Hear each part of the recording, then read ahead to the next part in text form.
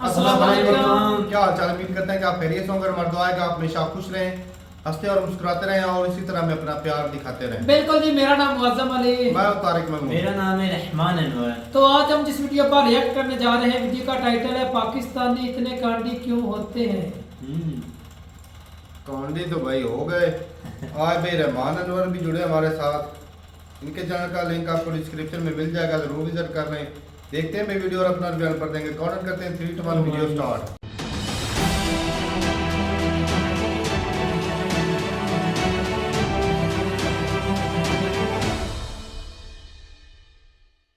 नमस्कार दोस्तों, defence detective के एक और नए एपिसोड में आप सभी का स्वागत है। मैं हूं आलोक। दोस्तों, आपसे एक सवाल है।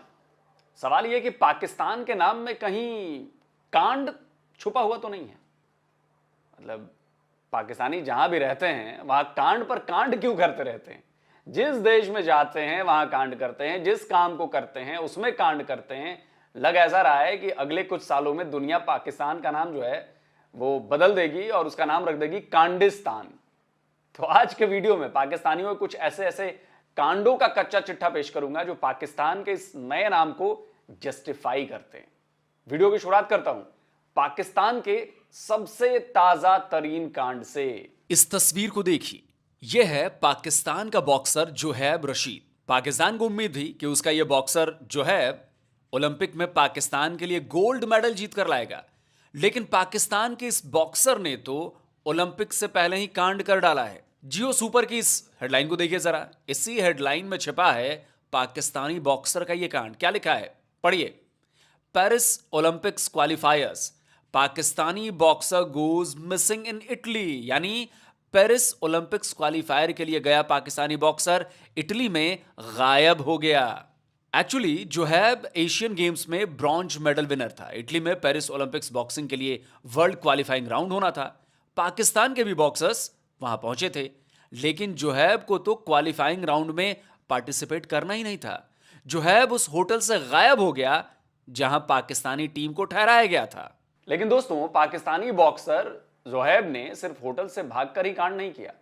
होटल से भागने से पहले भी उसने एक बड़े कांड को अंजाम दिया, जिसने पाकिस्तान की रही सही शर्म को भी शर्मिंदा कर दिया है। जियो सुपर की खबर बता रही है कि जोहेब ने पहले तो अपने साथी खिलाड़ियों से बहाना बनाया कि ठंड की वजह से वो उनके साथ ट्रेनिंग पर नहीं जाएगा, और जब दूसरे खिलाड़ी प्रैक्टिस के लिए चले गए तो जोहेब ने रिसेप्शन से रूम की चाबी ली और अपना पासपोर्ट और कुछ सामान लेकर फरार हो गया। लेकिन जाते जाते उसने एक और कांड कर दिया। टाइम्स ऑफ कराची ने उसके इस कांड को हेडलाइन बनाया है। इस हेडलाइन में देखिए क्या लिखा है कि पाकिस्तानी बॉक्सर अपने साथी खिलाड़ी के पैसे चोरी करने के बाद इटली से गायब हो गया। जी हां, बिल्कुल सही सुन और पढ़ रहे हैं आप। जोहेब ने पाकिस्तानी फीमेल बॉक्सर के बैग से, यानी कि वो महिला बॉक्सर थी, करीब 250 पाउंड्स यानी तकरीबन 88,000 पाकिस्तानी रुपए चोरी कर लिए और फिर होटल से भाग गया। पाकिस्तान बॉक्सिंग फेडरेशन के सेक्रेटरी कर्नल नासिर ने इसकी पुष्टि भी की है। तो दोस्तों, इस पाकिस्तानी बॉक्सर का कांड है ना मजेदार।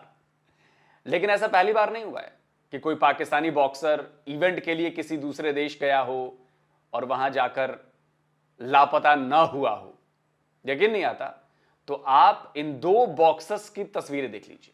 आपके राइट हैंड साइड में जो पाकिस्तानी ड्रेस पहने हुए खड़ा है उसका नाम है सुलेमान बलोच, और जो लेफ्ट साइड वाले भाई साहब हैं उनका नाम है नजीरुल्लाह। और ये दोनों पाकिस्तानी टीम के साथ बर्मिंघम में हुए कॉमनवेल्थ गेम्स 2022 में हिस्सा लेने गए हुए थे। गेम्स के खत्म होने पर टीम को पाकिस्तान लौटना था, लेकिन जब लौटने की बारी आई तो दोनों बॉक्सर वहां से गायब हो गए। खूब हाय तौबा मची, लेकिन फिर क्या हुआ, 2 साल भी नहीं हुए और पाकिस्तान के एक और बॉक्सर ने इटली में जाकर कांड कर दिया। लेकिन कांड केवल पाकिस्तान के खिलाड़ी ही नहीं कर रहे हैं। पाकिस्तान की जो सरकारी एयरलाइंस है पीआईए, यानी कि पाकिस्तान इंटरनेशनल एयरलाइंस, उसके स्टाफ और क्रू मेंबर्स भी जमकर कांड कर रहे हैं। 2 मार्च को पाकिस्तानी अखबार डॉन ने हेडलाइन लिखी, another PIA steward goes missing in Canada. खबर में बताया गया कि जिब्रान कराची से टोरंटो गई फ्लाइट पीके 783 पर तैनात थी। उन्हें फ्लाइट PK 782 से इस्लामाबाद लौटना था, लेकिन वो ड्यूटी पर नहीं आई। जब चेक किया गया तो वो होटल के अपने रूम में भी नहीं थी, वो भाग चुकी थी।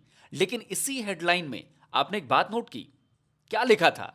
अनदर, यानी एक और।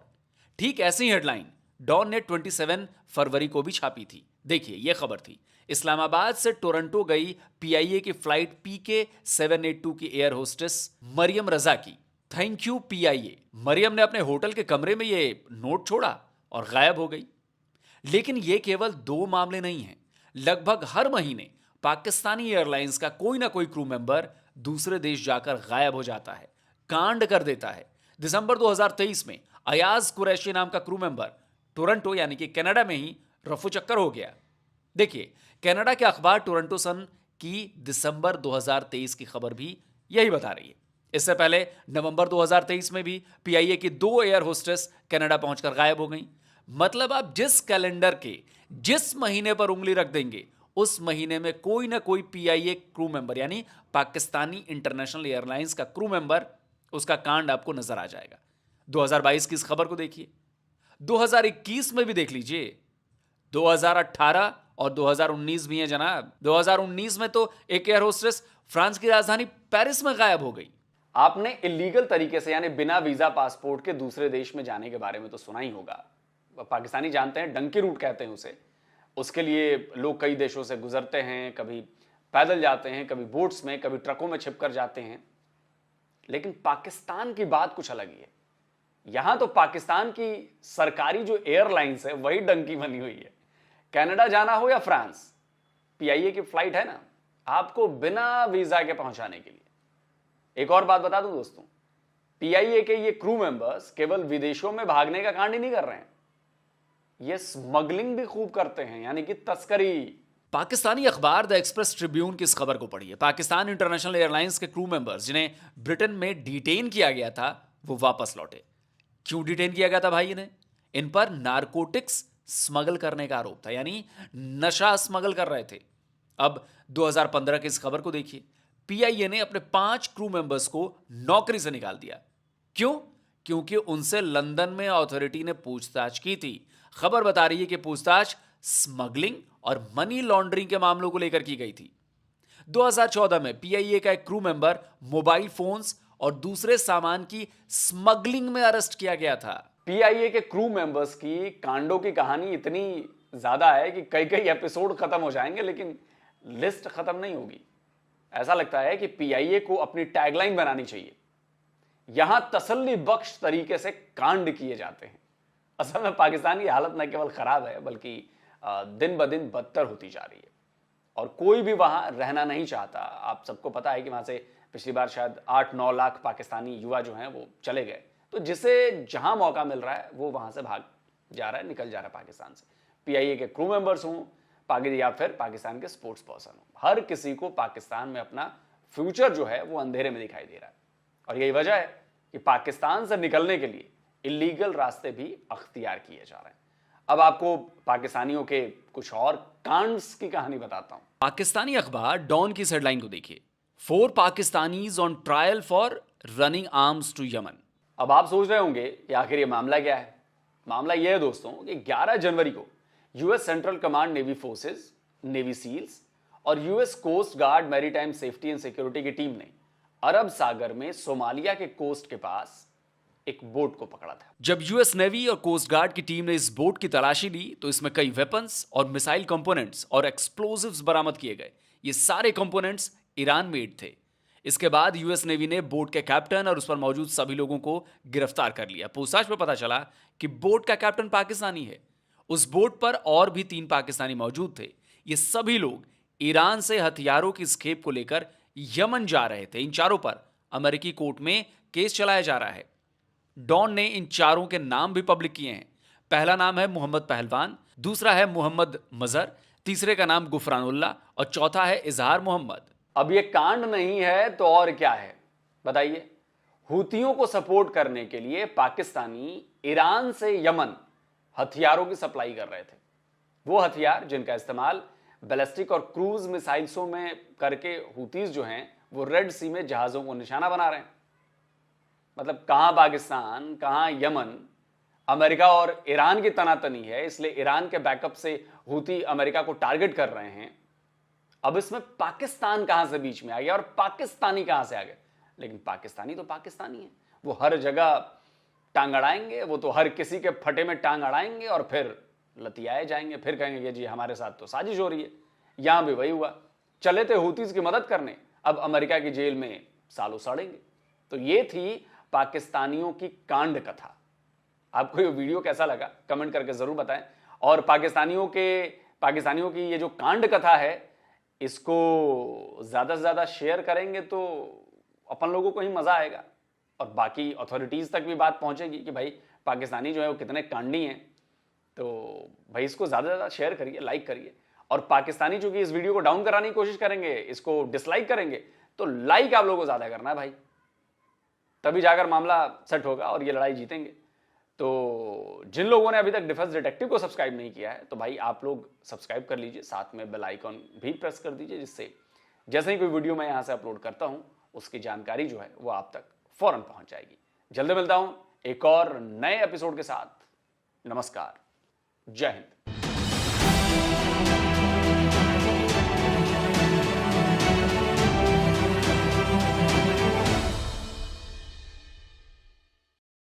ये खत्म हो गया और भाई साहब पीआईए और बॉक्सिंग वाले प्लेयर तो भाग रहे हैं। हमारे साथ एक कबड्डी खेलता था लड़का, साथ में तकरीबन गांव इतना दूर नहीं है, वो हमारे साथ खेलता था, वो कनाडा गया था खेलने के लिए कबड्डी, तो वो भी फरार हो गया था।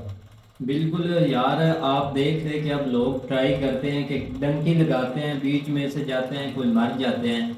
इधर ही ये पीआईए है ना, इसको कोई 1,00,000 2 लाख दे, नौकरी लगवाएं अपनी, जब वहां जाकर लैंड करे चुपचाप अपना वहां से गायब हो जाए। ये आइडिया सबसे बेस्ट है यार। पीआईए चलता कब है यार? जो एक आधी जो फ्लाइट मिलती है उसमें चलो एक आधा बंदा तो सिफारिश वैसे कनाडा जाने के लिए 1 करोड़ से ज्यादा पैसे लगते हैं और उसमें भी चांस नहीं होता कि वीजा लग जाए, क्योंकि वो खाने पीने वाले एजेंट लोग पड़े होते हैं, वो लगवाते नहीं, लग जाते हैं, खाते ज्यादा है। पीआईए वाले सिर्फ 10 बंदे इधर से ले जाए, उधर छोड़ दे बस यार ये आइडिया बहुत ठीक है। लेकिन 40 लाख ही दे दे यार, हमारा नौकरी पर सिफारिश पर बंदा रख लो जो इतनी तो उनकी वो होता है ना, वो टिकट का पैसा नहीं होता। ये 10 बंदों को ले जाए सिर्फ उधर छोड़ के आ जाए, वो 10 करोड़ देंगे, पूरा 10 करोड़ रुपया देंगे पाकिस्तानी, 10 करोड़। यार देख लो कि कैसी चीजें चल रही है। अच्छा तारक भाई, ये उधर लोग क्यों रह जाते हैं, इसकी समझ नहीं लग रही। क्यों रह जाते हैं इसकी समझ ये है भाई साहब कि यहाँ पर इन्फ्लेशन इतनी बढ़ चुकी है, रोजगार मिल नहीं रहा। लोग जो है कहते हैं कि भाई साहब आखिरी कोशिश से ही भाई अगर पप्पू अड़ गया तो ठीक। अच्छा, ये जो पीआईए अदारे के हैं, जो भी है लोग जो भी इसके काम अंदर करते हैं, या जो बॉक्सर बड़े बड़े हैं, उनका नाम देखो कितना होता है, उसके 2-2 3-3 टूर लग जाते हैं किसी कंट्री के। बाद में भाई साहब जब वो रिटायर हो जाते हैं उस वक्त भाई साहब उसके पासपोर्ट के ऊपर जो स्टैंप लगी थी उसकी वजह से उसको बाहर जाना आसान हो जाता है, हो जाता है या नहीं? इतना भी आसान नहीं भाई साहब, आसान है तो मैं बताता हूँ। उधर मेरे नानके वाली साइड पर एक भाई साहब कबड्डी का बहुत, जब वो इंडिया खेलने गया था, कैप्टन था उस वक्त, वो क्या था, गुज्जर था, बाबर गुज्जर, नामी ग्रामी उसका नाम है कबड्डी के अंदर। भाई साहब इधर वो बाबा के अंदर काम भी करता रहा, खेलता भी रहा, सारा कुछ करता, सिखाता भी रहा, लोग बच्चों को ट्रेनिंग देता था। जब उसने भाई साहब रिटायरमेंट इधर से ली, उसके भाई साहब पास के ऊपर स्टैंपें लगी हुई थी, कनाडा भी जाता था, यूके भी जाता था, इंडिया भी। इधर से भाई साहब उधर अब शिफ्ट हो गए, 1.5 लोग उधर जाकर भाई साहब ट्रेनिंग दे रहे थे कबड्डी की।